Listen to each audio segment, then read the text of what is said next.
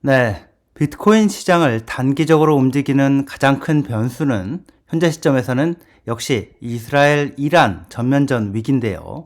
현재 어떤 상황이길래 비트코인 가격이 이렇게 움직이는지 그 얘기를 해보겠습니다.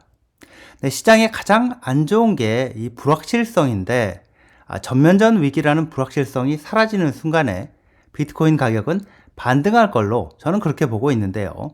지금 상황이 어떤지 얘기를 해보겠습니다.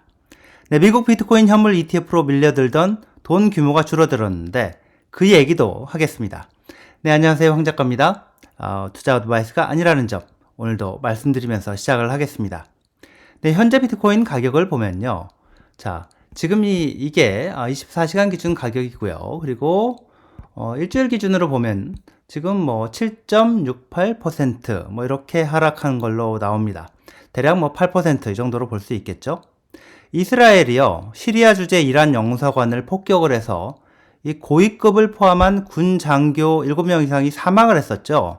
그래서 이란이 13일, 지난 주말에 이제 이스라엘에 드론 미사일 보복 공격을 했었고, 이스라엘이 지금 다시 보복을 하겠다 이러면서 전면전 위기가 지금 고조가 되고 있는데, 계속해서 전면전으로 가느냐 마느냐, 이스라엘이 언제 어느 정도로 이란에 보복을 하느냐, 이게 불확실한 상황이 계속되다 보니까 비트코인도 그렇고 주식 가격도 그렇고 뭐 죽을 쓰고 있는 중입니다.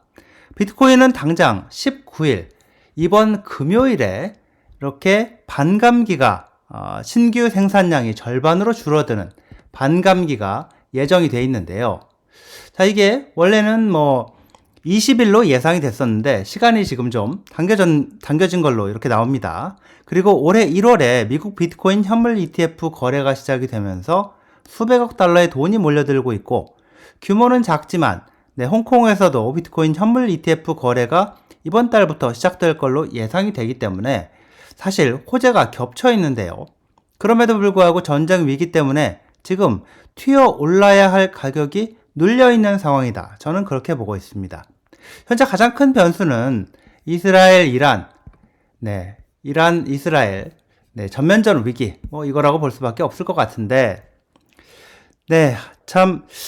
이 불확실성이 해소가 되는 게 가장 중요한 변수라고 보는데, 최선은요, 적당한 선에서 전면전까지 가지 않는 선에서 이스라엘이 이란을 공격을 하고, 이란도 다시 거기에 대해서 전면전까지는 확대되지 않는 선에서 반격을 하고 적당히 이런 식으로 체면치레를 하고 가는 방식이라고 보는데요.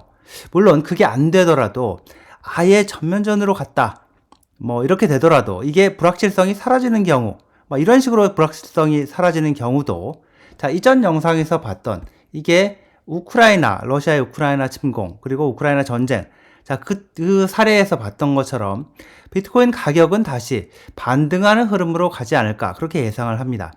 전면전 위기, 현재 상황을 좀 살펴보겠는데요. 네, 이게 예루살렘 포스트, 이스라엘 언론인데요.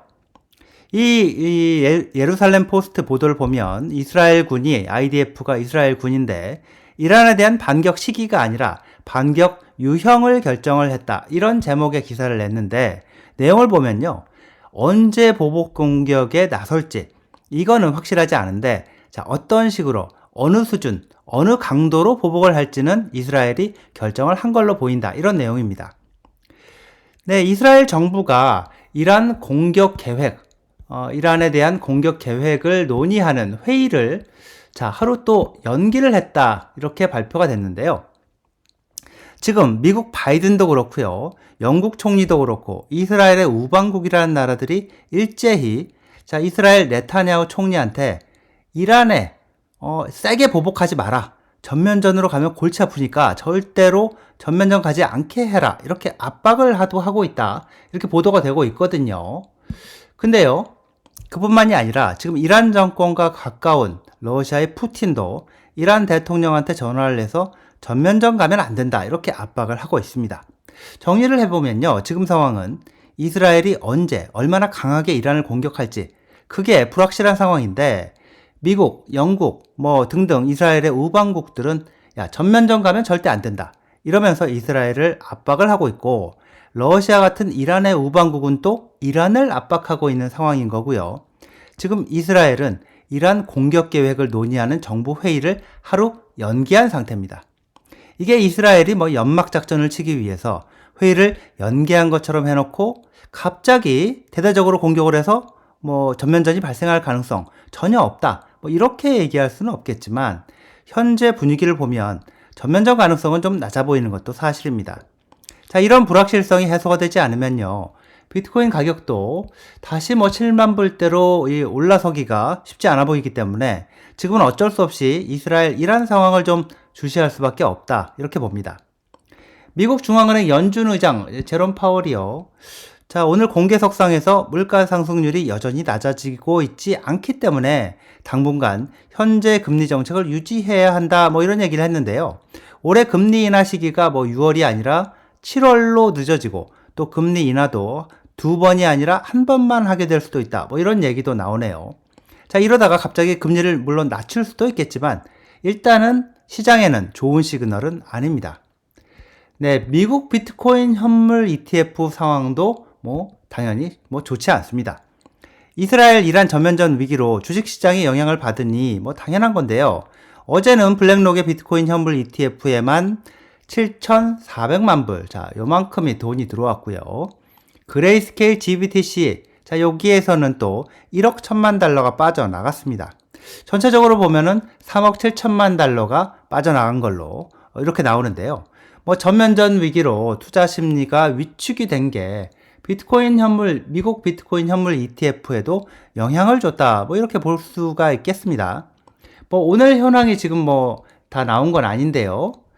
자, 그렇지만 딱히 좋기는 좀 어려운 상황이고요. 결국 지정학적 위기, 자, 지금의 지정학적 위기, 그 불확실성이 해소가 돼야 미국 비트코인 현물 ETF에 들어가는 돈도 늘어날 걸로 그렇게 보입니다. 네, 여기까지입니다. 시청해주셔서 감사합니다.